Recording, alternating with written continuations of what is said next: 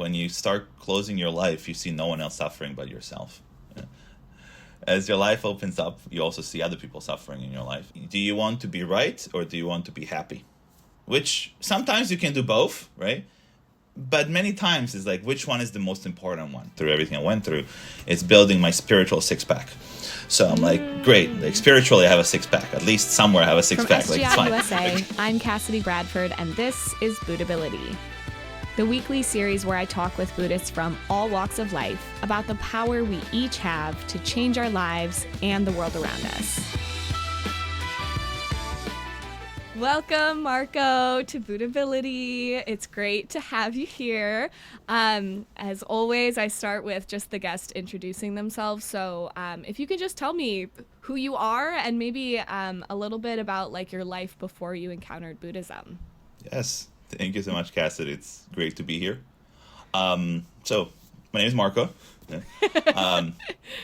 I'm 31, yes, and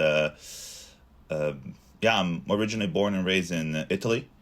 So it's been quite some time since I was born. I just had like a very loving family. Very honestly, it was just like me and my parents. So it was the three of us, the three musketeers, because it was like all three of us were like three. We're all only children, right? So like the three only children, like together, right? So wow, it was a very tight that's family. Interesting, yeah. Wow. My parents actually were originally from Yugoslavia, and then when it broke up, just came to Italy. They ran away from the war, and I remember it was just like like I said, like in the house, it was always a beautiful time. It was always outside that I had issues. There were. I would say a little bit of discrimination in Italy going on towards Eastern Europe. And so there was a lot of, bullying on that side. And so, I think because of that, growing up, I had a lot of anger going on towards the world. Because I never truly understood. Very honestly, like in my mind when I was little, I think I could understand racism better, because I was like, we're different. But, I see someone who's like, we have same color skin, we're like the same, we speak the same language, and I was also born there, so I always felt like Italian. But I was treated differently the moment they knew my last name. So it was very weird to me, that part. And so I remember just like slowly but steadily, I would just like go and try to be like the further away possible from everything. So like I started like going to school close to home, and then as problems were happening, I was like, maybe I need just to change environment. And so, high school, I went like all the other way to the city. So it took me like an hour and a half to go to school, an hour and a half to come back.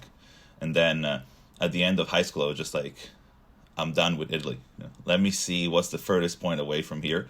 And the furthest point away was the US. So I was like, goodbye. And very honestly, it was also interesting because in high school, English was not my best subject.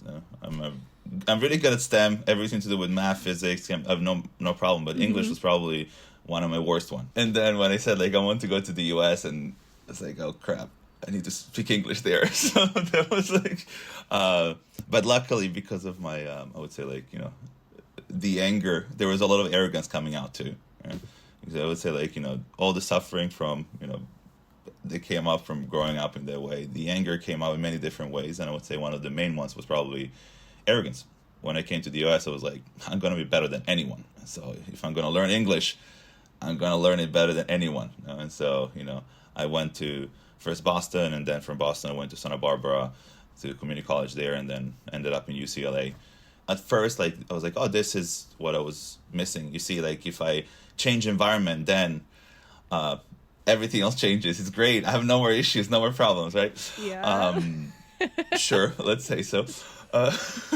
And so it's at least for the first 3-4 years, things changed a little bit, right? Because I moved a lot. First Boston, then Santa Barbara, then Los Angeles. It was just like there's a lot of different changes of environment. Yeah, so it was great. I really liked it. I was like, oh, I love the U.S. I never felt more Italian as being here in the U.S. Because I came here and people were like, oh, you're from Italy. And I'm like, yes, you're Italian. I'm like, finally. Finally, people are recognizing. Yeah. So that was kind of like the growing up part. And then, I would say once I went to UCLA, that was when everything came back. This is, as I always tell people, like, what happens when you put, like, engineering and UCLA together, it's like deep depression and just like a lot of different things. It was pretty hard. I would say also like it demoralizes you, because everything is graded on a curve. So even like maybe you get a B or an A in the class, but your average in the scores is still like 30% of the exam, 35%, and you're like, I know nothing. It's like, and especially coming from a place where for me it was always like I need to know more than anyone else around me. So that arrogant side was there. I was like, okay. And then also like seeing the rest of how the real world was after college, there was a lot of difference. Let's put it that way. Yeah. I mean, would you say that it was like, so there's this kind of theme of your life of like, okay, if I just leave, I change the environment, things will be better and get farther and farther away. Would you say like at this time at UCLA was like when it sort of caught up to you? Yeah. I was taking a lot of units. I was taking like 20, 22 units a quarter, right? And so I was just doing a lot. My way of changing environment, I was like, okay, first year I was there, I was like with certain people, and then I didn't get along with my roommates. And then I was like, okay, let me change roommates. And then second year, and then again, I didn't get along with my roommates. I was like, okay, great. And then classes, I was like, I would start well, and then after 3-4 weeks, I just like stopped going to classes. And because I was like, oh, there is nothing they can teach me. And so I would just do it by myself. And so, yeah, it was like, that's probably also the reason why eventually towards the last year of UCLA, I went to a pretty deep depression because I was...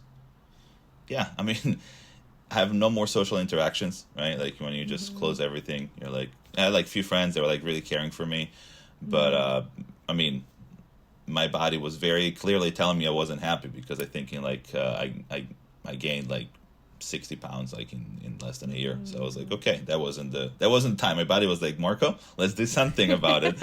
And I was like, shut up, right? So Yeah. I think everybody has their own kind of tendency, but when I'm like going through periods of like suffering in some kind of way, I want to isolate myself, which of course is like, we all know, like that is the worst thing that you can do, but for whatever reason, it's like, I just don't want to have to like deal with anything. So at what point were you introduced to Buddhism? Like, were you still at UCLA? Was it after? My last quarter at UCLA. So in the midst of this depression. I would say like it was like actually, as I said, like my change of environment, right? So it took me, after a transfer, it took me 2 years and a quarter to graduate from UCLA. So I had like first year roommates, second year roommates, and then the third year, the last quarter, I moved to this place far away from UCLA. So it would take all right, let me try and go away again. Yeah. So it would take me like probably an hour to get to campus, right? Because like, I was like, it's like UCLA is like in kind of in the middle of Los Angeles, let's put it that way. It's like closer to Santa Monica, and I was like Culver City. It's like it's geographically not too far, with traffic very far. Understood. Yeah, and so I just like rented a room. My landlord was amazing. We really got along, and I was like 2 minutes away from an amazing like Italian coffee shop. So I was there every morning. Like there were people I met. So I was like, it's always like the excitement of the new environment, right? And so I was like, oh, I'm good again. No, I was like, I switched. In the meantime, actually, my body started rejecting meat, started like rejecting many foods too. So I had to become vegetarian. There were like many things, right? Because I was like, oh, this is not working. But I was ignoring my body. Very honestly, I was like, it's the environment. You know? Yep. And so at that time, I remember in one day at the coffee shop, actually, I ordered a muffin, and there was like a new barista, and she gave me like a nammyo horengeki card instead of a muffin, and she invited me to like a Buddhist meeting, right? And I was like, oh, where is it gonna be? And I had no clue, but actually, I lived 5-minute walk from the Friendship Center, which is like our Buddhist center in Los Angeles, but it was to the right side of my house, and I never went that direction because there was nothing there. It was just like a bunch of houses and and the highway probably in that direction. And I mean, I've seen the center, but from I was like, oh, this is just probably like a community center, just something I don't care. And to the left, it was the coffee shop. So that's where I went. Morning, left, coffee shop. I never went to the right. And actually, it was interesting because it was the day before Halloween. I still remember it was like October 30th, and then October 31st for Halloween, I was playing basketball. I got injured, so I was in crutches, and so I was like, sorry, I cannot come to the meeting. And then said like, oh, don't worry, I'll pick you up. And I was like, oh, okay, nice person. And then she brought me to the meeting, and I remember like I came to the meeting, and then I sat down, so I couldn't leave. I wasn't too happy about it. I was actually very angry. There was like many things that made me angry during that meeting. I was like, first I couldn't leave, which pissed me off.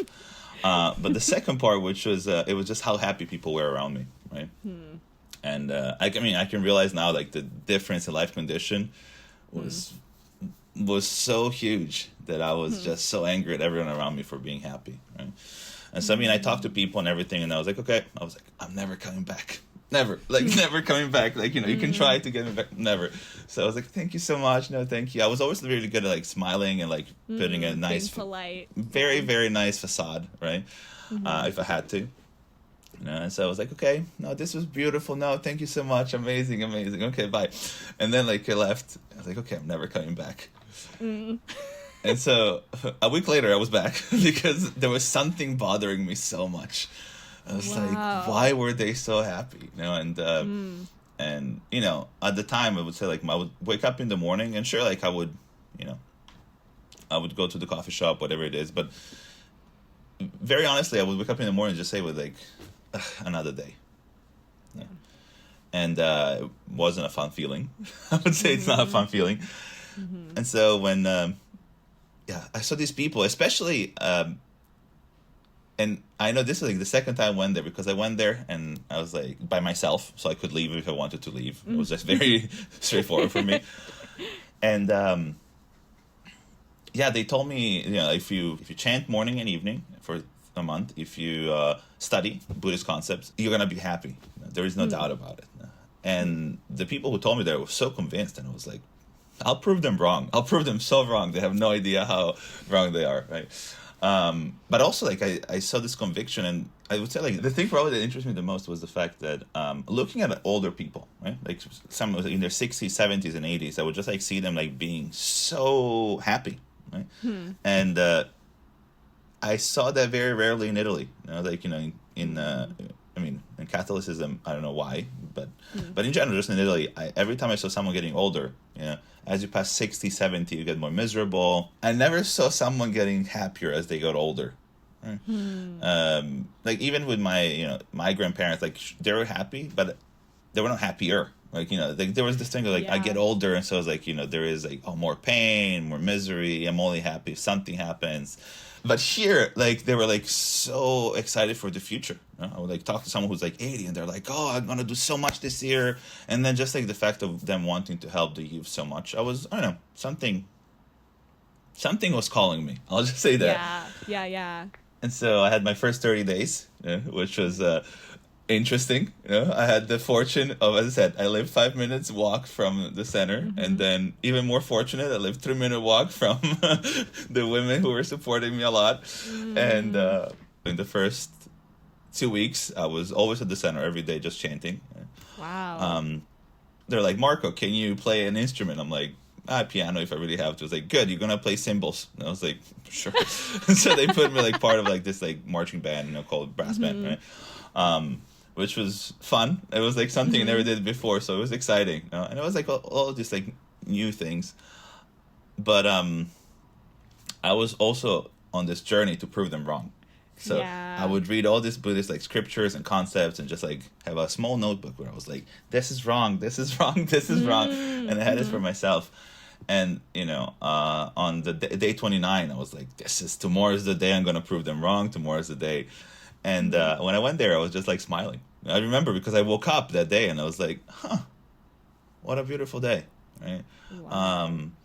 I remember like it was that was like the moment, because I would say day 29 actually was the day when we had like a performance with like the marching group and the band, right, the brass band. It was in Santa Monica, so it was like a bigger meeting.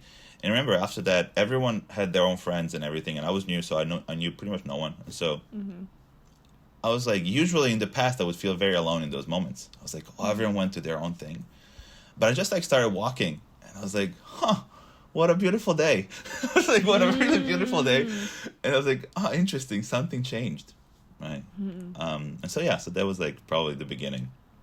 Those first couple of weeks when you were chanting all the time, like, what was the experience of chanting like? Were you chanting like, I'm gonna prove them wrong? Were you reflecting on your life? Like, so, to be honest, 100%, I was like, this is BS, this is BS, this is BS.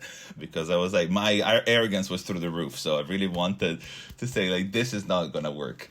Right? But because I was the center so much, I just kept like talking to so many people, and I heard so many experiences, and it was beautiful. I was just like seeing all these people winning in their life, and people that at the time was like, this person is crazy. How can she be so happy going through all of this? Still remember like one person who was like house burned down, right? And I never saw someone so happy in my life. And I was like, why are you so happy? She's like, oh, all the people in my life can see the power of this practice, and so she just like started, like, her life condition was through the roof. And I was like, this is insane. And but so you just keep seeing all those amazing things, so that helped. But even though I didn't want to, eventually, I think just because of the sheer amount of chanting, some form of self-reflection came, right? I'll just put it there, just a little bit. Like, there was like this, like, maybe I am wrong. Like, there is this possibility, like, maybe, I could change something. Like, not everything I'm doing is perfect. There is this amazing things, right? And so the arrogance was slowly melting down. I want to say that, probably. As somebody who, I battle arrogance as well. Like, the hardest thing is to admit that you're wrong. So to be able to do that just to yourself when you're chanting is like, I feel like total proof of something changing in your life.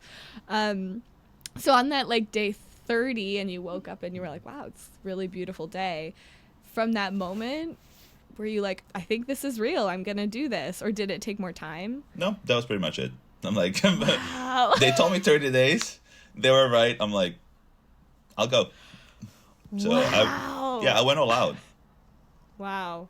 Yeah, wow. I was like, I pretty much it didn't stop. So then after you started after the 30 days and you were like, okay, I'm going all in, like, what kinds of things were you chanting about, like, those first couple of years? What things did you notice in your life? So very interesting. So the first thing I was chanting for, there were many things. There were like job, situation, everything. But the one thing was, at the time I was in a long distance relationship. I was like here and she was in France, right? So it was kind of long distance. And I was like chanting for like the best relationship possible. I had like all the different things. And actually like a month and a half after I started chanting, we broke up. I was like... I was like, what the heck, right? Yep. Looking now, especially looking also years later, that was not the relationship that I wanted. That's why when I started writing down everything I want in a relationship, that wasn't it, right? And so pretty naturally that happened. And then I would say like for work, I was able also to stay in the US, which was a great victory at first, and then like get a job that allowed me to meet the person that then became a business partner and best friend. So it was like, it's amazing, right? So it's like all these amazing things, right? I would say like probably the one thing that people like noticed the most was like my the change in myself, the way I would like behave, the way I would be, and the first person to see that probably was were my parents, especially my mom. I always had like a great relationship with my parents, but I also would be like, if I'm going through a tough time, I would just like disappear, kind of, and I was like, oh, sorry, I'm very busy, sorry, 9-hour difference, sorry this, sorry that, like a lot of excuses. And then especially if I'm going through a lot, me and my mom are very similar, and so like we would always like bump heads and just like really start fighting in a very fun way. And so I would say especially 1 year in, my mom was like, we haven't fought for a year. I think like my parents became the first strong supporters of my Buddhist practice, because they're like, we like this version of you, right? Like, continue. Like we like this not fighting. So whatever would happen. I mean, we would still fight, but it was just very. It would be like a fight for like a call, and then like the next moment we're like good again. And before it would be like we fight and we don't talk for 2 months or like 3 months, whatever it is, right? Like and so yeah, that was like a huge change. And also my friends, the one who knew me from before, I would also say like they slowly started disappearing from my life. A lot of them, because of I noticed that the reason why we were friends, there was like either toxic behavior, my anger. They were like they were enjoying a lot of seeing me badmouth people, right? I was very good at it.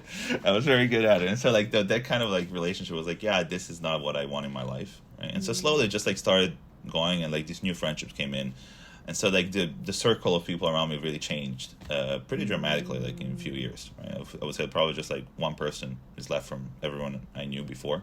Something that really was like I would say like just like rooted me more into like being my best self at all times. When you were learning more about Buddhism and studying, were there any Buddhist concepts that you felt like, oh wow, that's so interesting, or that makes so much sense? Anything that really stuck out to you early on? I like studying. In general, I really like reading. I like studying, and so I read through so many of them. But probably like the first one that I really wanted to understand was the 10 worlds and the mutual possession of them, which is a beautiful concept of we have these 10 life states, which are great life states, and there is it's pretty much everything we go through in a day or a life, right? And the lowest one is hell, which is where I used to be before the practice in many days of my life, which is this state of absence of hope and just full of anger, right? That's like really amazing state of hell, yes. And then like the highest one is Buddhahood, right? Which is this as they say, like this diamond-like state where nothing can break you and nothing can move you, right? Like whatever happens in your life, it doesn't bother you. You're still happy, right? And I remember it was like, okay, that makes sense. And so they're like, I would say like the initial one is just like, okay, you have these 10 worlds and you just keep jumping from them, like from one to the other. But the beautiful part was like each one of these states actually has an enlightened nature, right? So this is the beautiful, like the mutual possession. So in each one of them you have the other 9. And I was like, so you can create value out of anything in your life. That's pretty much like really like what I understood from that concept. I was like, I can be very angry, but that anger can actually be transformed into something that creates value. Like the passion that I have for something, or like the fight for justice, or whatever it's going to be. That fire is going to come from the anger. So the anger doesn't have to be always destructive. It can also create value. Right? So I was like, this is beautiful. That means it's pretty much like it means like I'm not always like in just destroying my life. Like, okay, beautiful, I can create value from everything that's happening, right? And so that concept was probably the first one that I really, really liked. I think maybe growing up in the Midwest in the US, like I always attribute like negative, like being in the life state of hell or anger, like those are bad things and I don't want to experience them, and if I'm experiencing them, something's like wrong or off. I only want to be happy all the time, and if I'm not happy, something's wrong, right? Yes. So I think for me too, like this concept, I'm like always, like reflecting on it, because I can find like, what's wrong with you? Why are you so angry right now? Or whatever, rather than like, okay, this feeling is like saying something about my life and I can create value from it. It's not inherently bad. That's something like, oh my gosh, I forget all the time. I totally attribute like value, right? To like, oh, okay, life state of hell, bad, you're doing something wrong, Yes. Yeah, so, your life is really transforming in all of these ways, right? Like your social circles are changing, you yourself feel different, your relationship with your parents is changing, or the way you interact with them. But I know that like after a couple of years of practice, you had a very big like turning point in your life. Yes. So maybe, if you're ready, you can tell me Sure, that I'll go story. through it, yes. So, the first few years of the practice, of like me like really like chanting, I would say it was a very... the cycle was very easy for me. I was like, I would chant for something, I would write it down, and then it would happen. And I mean, not like magic, it's like there was this beautiful thing that as you chant for something, you realize there is part of you that's boycotting, your growth. And so you start thinking, okay, Marko, maybe let's try not to be a dick all the time. Like, Marko, let's try to be a bit more compassionate, like whatever it is, right? Yeah. And so going in that direction.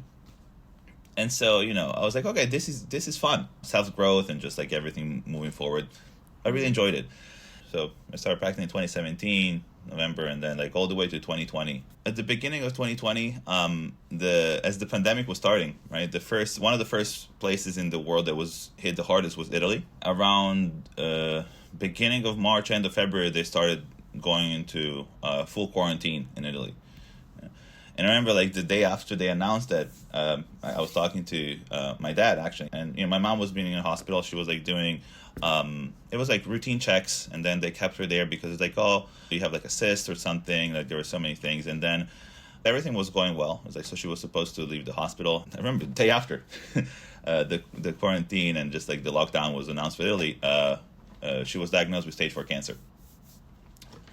And so I was like, I cannot go back, and not only I couldn't go back, my mom actually was like, don't come back, like, we'll overcome this, and especially because, if I went back at that time, I would lose my visa status and everything else, so it would be hard for me to come back here. My parents pretty much work half their life to put me here in the US, so I was like, yeah. I was very confident, like, it's okay, I'm gonna chant for you, Mom, don't worry. I was like, I'll do everything I can. And then like in less than a month, she passed away actually on April 1st, right, 2020, and so after that it was just like there was so much pain. Like probably like the apathy was so deep that I tried to chant, and I couldn't, right? Because at first just because there were so many tears, but after a few days I just couldn't because I felt nothing, like at all. And so I would say for 12 days I couldn't chant. I was just like, I'm done. I'm not chanting right now. This is not working. I was, the pain was unbearable. So I think just like my defense mechanism was, I'm just going to shut down all the emotions and just like, I'm not going to feel anything moving forward. The beautiful part of our organization, is that there is a lot of support.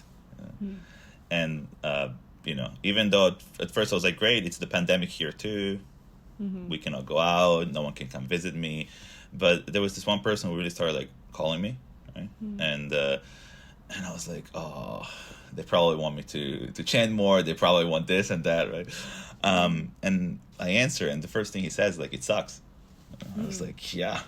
It's like, and the moment he said that, I was just like, everything opened up, right? It's just like, it was like, all this emotion and everything. Eventually, at the end of our conversation, it was like a long conversation. I don't remember anything else in the conversation. I just remember the ending, which he says, like, is this how you're going to repay your debt of gratitude to your mom?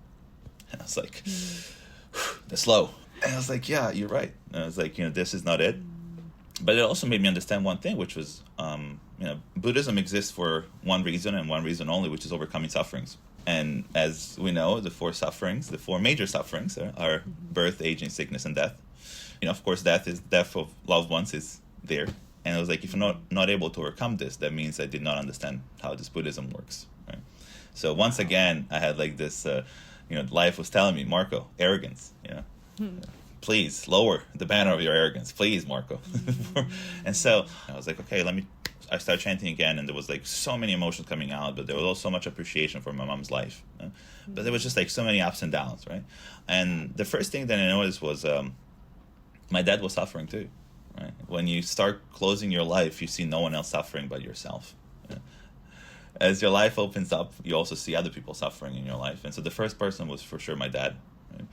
And so I was like, I'll make sure my dad is happy, like no matter what, right? And so I started calling him every single day. I was like, we're going to talk every day. I'm going to make sure you're happy. And it was very difficult because, up to that point, my dad was always the pillar in our family. Like no matter what happens, the only time I saw my dad cry before it was like when my grandma passed away, and he cried for a day, and that was, he was like, okay, no, it happened. Yep. Let's keep going. Let's keep moving, right? But this time he just like went into the deepest of depressions that I've ever seen in my life. I never saw him being depressed, never, right? And so that was like, it was a weird feeling. I was like, I cannot rely on him. He's falling deeper, right? And so I was like, okay, this time I'm gonna pick him up. And so for, I would say like over 6 months, I was just like, okay, I'm gonna encourage him. Every time he calls me, I will call him every day and just like, oh, Dad, like life is beautiful, blah, blah, blah, blah, blah. and it wasn't working at all. Like, I was like, I would say something, and then he's like, yeah, maybe next lifetime I'll just like maybe I have to die too. I'm like, great, exactly what I need to hear. This is exactly what I need to hear at this point. Thank you, Dad. And I mean, because many things happen all at once, and you're like, my mom passed away, and then because my dad put so much time into those like last 2-3 months, all his businesses failed at the same time, so he also had like a lot of debt. There was like so many different things that happened, right? And so like I understand, but when I asked, the amazing person who supported me before, they were like, question. I'm really trying right now to have my dad, I want him to be happy. And then he listened to me, and it was so great. He told me, Marko, you're actually not trying. You don't want your dad to be happy. You just don't want to see him suffer. And I was like, okay, that's low again. Thank you so much for this one. But he was right. I was like, I didn't want to see him suffer. Like the main thing was really like, it was so painful to see him suffer that I didn't want that pain. And so that was actually, of course I wanted him to be happy, but that was secondary. The first part, it was like, I don't want this pain from seeing my dad suffer. Right? And so I was like, well, let's go chant once again, and let's see how we can overcome this. And so I was like, no matter what, I'm going to have the strength to just listen to my dad. Nothing else. I'm just going to listen to him, and not going to say a single word about him being happy. And those are probably like 2 of the hardest months in my life. But I was just like every single day an hour. I remember I was like, this is the hardest hour of the day, and I was never looking forward to it.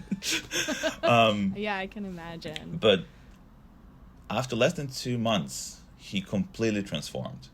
So it was very interesting. And I mean, it's not magic actually. It's the one thing that I didn't realize. He needed someone to listen to him grieve, right?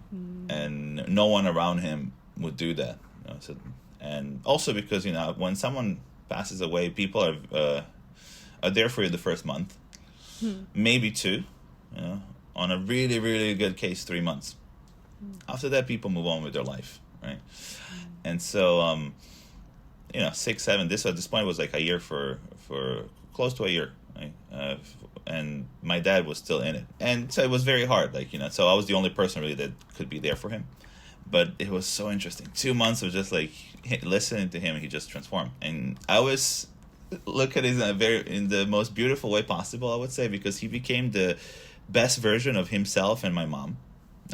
So he became a mix, and in many ways. So one of the ways, my dad was always a technical guy. He was the main automotive guy in Europe. All the companies in automotive would come to him for consulting. So engineering side, he's amazing.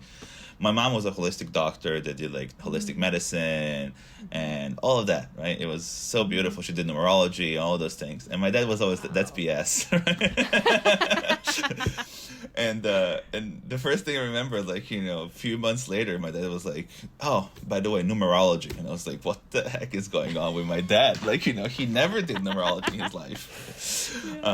So many things that my mom used to do, he'd actually went way past what my mom used to do, because my mom would read a few books, and my dad bought 20 more, 30 more. He just went through them so much, and so I was like, great, Dad, this is amazing.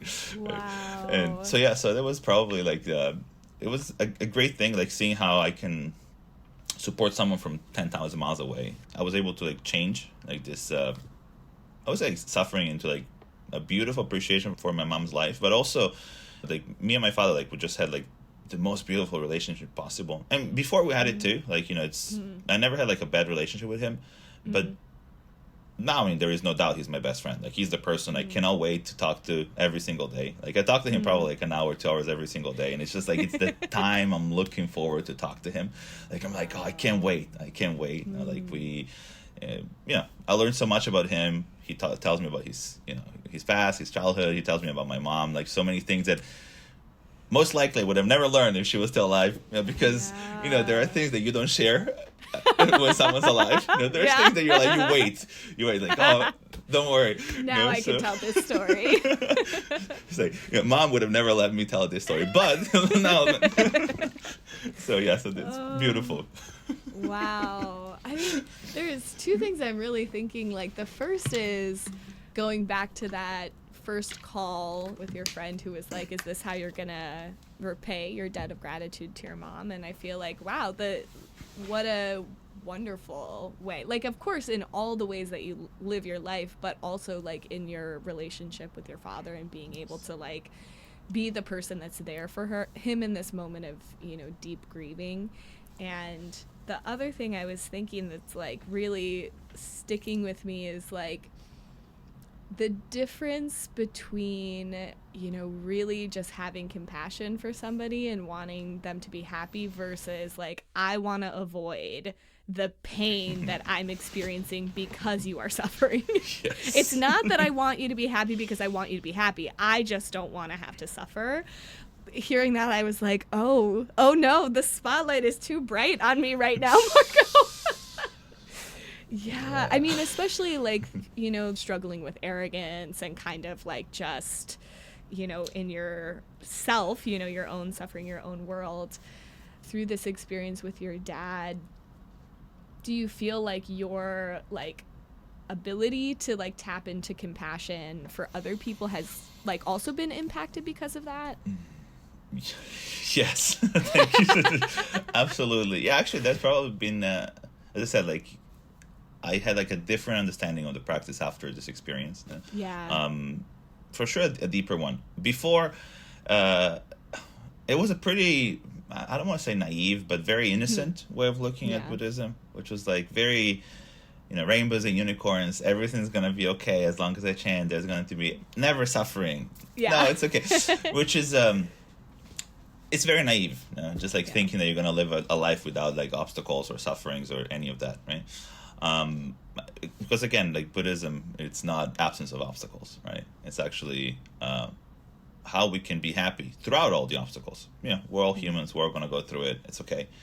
But, you can still go happy through it, which is a beautiful thing, right? Nothing can bring you down.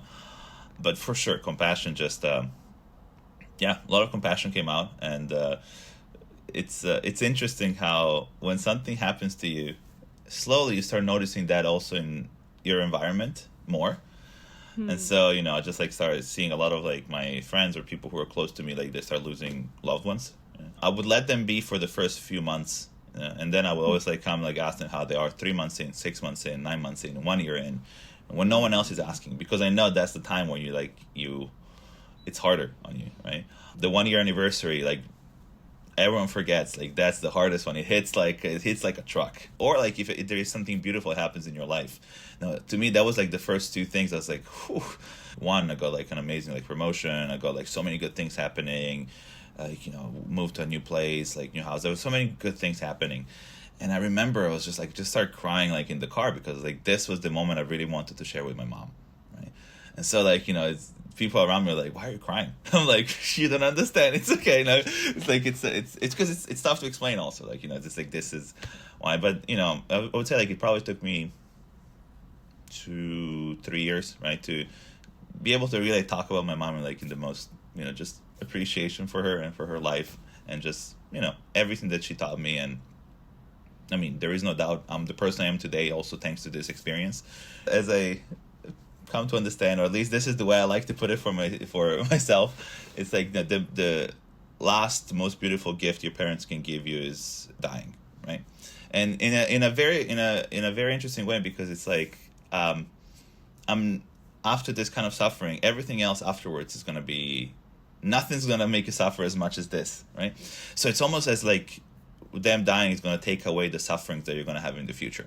So I remember even after that, all the little things that maybe before would like bother me, all the little things that would like make me, suffer or just like get mad, they kind of like went in the second place, And so it was more like, how can I enjoy my day? And so less and less things kept bothering me. And so I got to the point where like it's very hard to bother me. It's very, very hard to like make me upset or to make me stressed out or whatever it is. Right? So I was like, thank you. Like, thank you, Mom. Like I was like so many, this is not been possible. So I was like, thank you for this last amazing gift you gave me.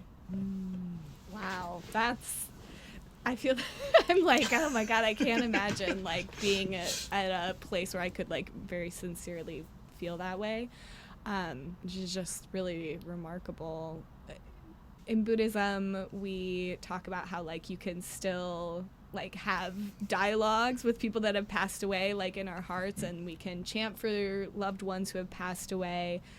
what do you feel like is your relationship to and with your mom in the years since she's passed? Great question. great question. Like there's a few things that they told me, and I really like the concept. Like one is like there is this, especially between like parent and child, and especially even more between like mother and child. There's like this strong karmic bond. Like there's like this amazing bond that like stays forever, right? And they call it there is invisible connection between you and them. Doesn't matter if they're alive or not. Just because they're already in their next lifetime. And so, but that connection is there. And so if you chant for your own happiness, your happiness is also going to be their happiness. Because you're almost like, you're charging a battery, you're charging also someone else's battery at the same time. Without losing. So you're not like, I'm not sacrificing my happiness, but like through my own happiness, they're also happy. And so this is probably like one thing I try, I always think back to like, is this how you're going to repay your debt of gratitude to your mom? Right? And to me, it means like, how can I be the happiest person every single day? If I'm happy, no doubt my mom is doing okay, right? Yeah. And so it's like, I need to be the happiest version of myself as much as I can, right? Like, of course, you're going to go through days where sometimes like something sucks, but most of the time. And then the other part is like, I learned so much about her. Like, as I said, like, I would say it deepened a lot my relationship with my mom. I learned so many things about how she was, how many ways were similar. Going through some things, it's just like, oh, this is why she did this when I was little. This is why she did this when I was not little. They're like, it's like, oh, she did stupid things too. Like, it's fun. It's like, it was, honestly, most of the time right now, just like, I find myself just like laughing at some like stupid things that she used to do. I mean, even just like now, like I'm sunburned, right? Because lack of wisdom. And this is something that me and my parents would have a lot growing up. So we would go to the beach, forget the sunscreen, and just come home. It would be like fully red. Bright and red, then my mom was like, next time we're going to put the sunscreen on. And it was always next time. And I'm the same way. Next time I'll put the sunscreen on. Next time. One day.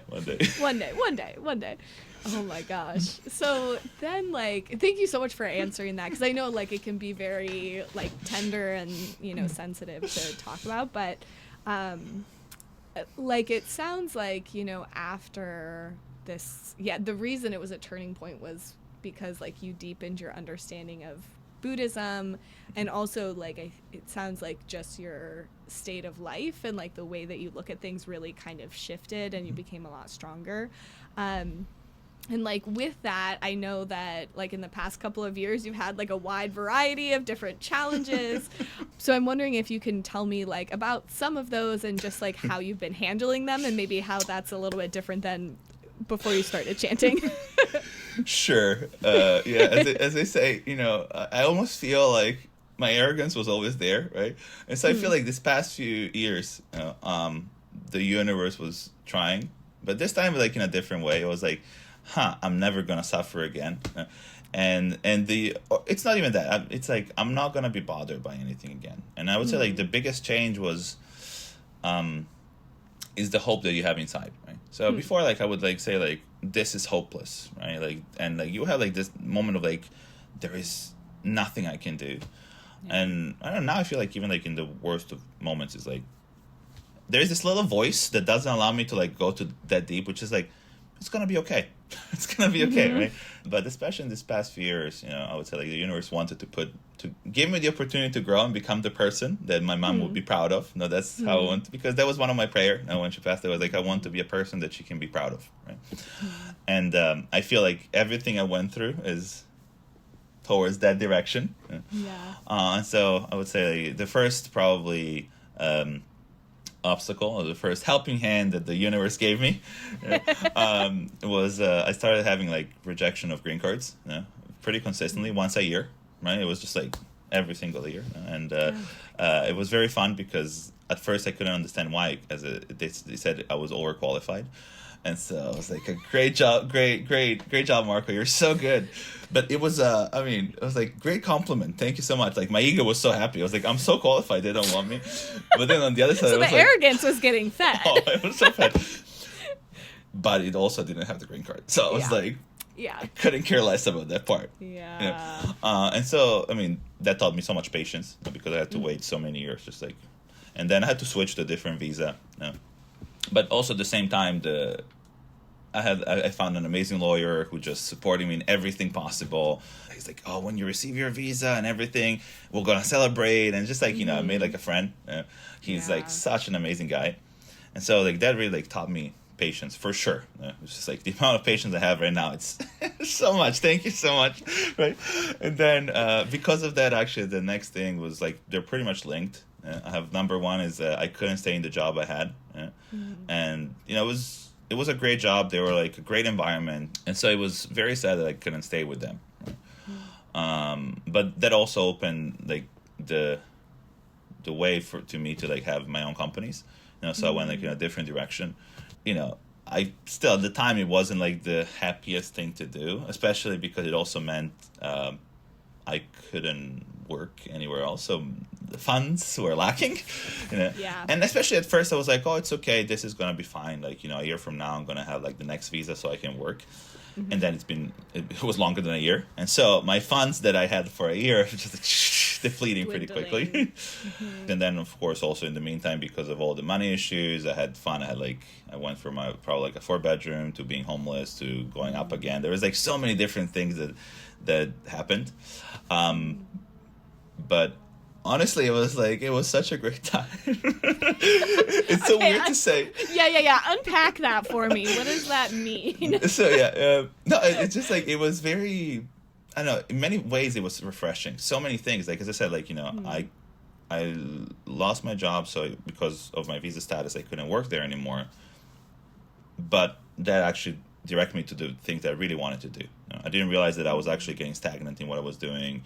I wasn't growing anymore, and so the universe was like, you want to grow this direction, right? On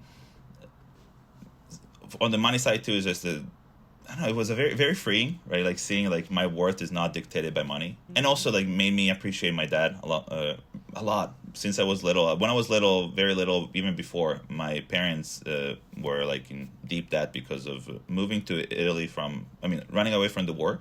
And then they help a lot of families run away from the wars too, so they would just give them money and they would just go. And so I was like, Dad, how the heck did you get out of all that debt? And I'm like, okay, let me try to. So it was very bonding. And then, I mean, two other things, like even like the divorce and the visa, for me was like really the fact of seeing how much I changed as a person. Right? Before I would just like blame everything around, right? Now I was like, okay, I guess there is something more I need to change in my life so that I can, you know, be this person that able to have the green card maybe, or able to like stay in the US, whatever I need to change, so let me do it. And so I really like, it's more like the internal, like, okay, how can I become the person that's able to do this? So that's why I say refreshing. It was a good time. And there is this beautiful, I mean, at least beautiful concept, I would say, or like beautiful thing in Buddhism, which is earthly desires are enlightenment. Right. So everything that we chant for, like all this, like, I mean, they're important. Material things, everything is important, of course. Like, you know, I want $1 million in my bank account, of course. I want a great house. I want a great, like, all the great relationship. All those things are important. But when we chant for that, we're not actually chanting for the $1 million for this. We're chanting to become the person that's able to achieve that. Right. Yeah. And so, as I always say, like, all those material things are beautiful byproducts. Right? Like, it's amazing, beautiful byproducts or transformation. And so I was like, this is what I need in order to achieve that transformation. And I always tell people, I was like, you know, it's like if I want to have a 6-pack or if I want to have like a great body, I cannot just like eat in and out every single day and just not go to the gym, right? Yeah. I also have like to look what I'm eating. I have like to go to the gym, and gym, of course, there is like weights and everything. So it's obstacles are there, but they're helping you become this way. So I was like, look, like, okay, this is actually everything I'm going through, everything I went through. It's building my spiritual 6-pack. So I'm like, great, like spiritually I have a 6-pack. At least somewhere I have a 6-pack. Like, it's fine. Like, oh, I love that. Spiritual one stays, so it's okay. I've got a spiritual 6-pack, so I am winning. Oh my God, that's so funny. I mean, so true. So right now, like, yeah, you're like waiting for all of these kind of primarily like the green card and waiting for all of that, but you've got your spiritual six-pack and you're like Correct. ready to go. I mean, it really sounds like, we've talked about this a lot throughout the, interviews, just that like your internal life seems so different than when you first started to chant, like you talked about, especially like this like running away from things, anger, arrogance. Yeah, I mean, I would say that probably changed a lot, right? Because I went from, to say, it's always like, I'm so appreciative now. At the time I was not, because, I went from like wanting to run away always to not being able to, right? Because like I'm almost like stuck, right? Which helped me a lot in the fact that like, okay, how can I create the most value while being here? And that transformed a lot, because now I'm like, okay, I want to stay here. So I went from like I'm stuck here to I want to stay here to I want to see all the people that I'm supporting around, or like all my friends and everyone in the Buddhist community. I want to see them win. I want to see every single person win, right? And actually it's hilarious, because now is the time probably where like a lot of my friends are like moving. Like someone's moving to like NorCal, they're moving to like everywhere, and I'm like, I'm staying here. Like this is the first time where I'm like, I'm not running, right? I'm like, I'm staying here. This is where I want to be. This is where I need to be. Because of this, like I missed my mom's funeral. Like I never saw. I haven't seen my dad in 5 years at this point, like in person, right? And so it's like, it would have been so much easier just to say, you know what, let me run away once again. Let me run away somewhere else, right? But I feel like I was not transforming, right? We have this beautiful thing in Buddhism which says like, karma follows you, right? So you can run as fast as you can. Guess what? Karma's faster than you, right? So it's already like you move somewhere, it's there, right? It's like, hi. I'm like, what? You were there. What happened, right? And so, I was like, I don't want the karma to repeat, right? And so like, wherever you are, it's a great opportunity for you to change it. So I don't need to be anywhere else. Right. This is where I am. It's perfectly fine. Well, this has been like so great. I mean, like personally, I'm like, wow, I've got all of these things now that I want to chant about after talking to you, like all of these little tidbits. So thank you for encouraging me. But to kind of, close out, of course, I always ask a piece of advice. We know. So I'm wondering maybe like what kind of Buddhist advice you would give to somebody who maybe is in the place that you were before you started chanting, where you like woke up every day and just kind of like, it's another day. Okay. Yes. And I'll go for one like more. Not only that, but also someone who's dealing with a lot of arrogance. Right? Oh, yeah. Please go ahead. I would say like the first thing they ever told me, which is the one thing that stayed with me, actually, I don't have two things. One is, do you want to be right or do you want to be happy? Right? Yeah. Which sometimes you can do both, right? But many times it's like, which one is the most important one, right? Is it the being happy part or the being right part, right?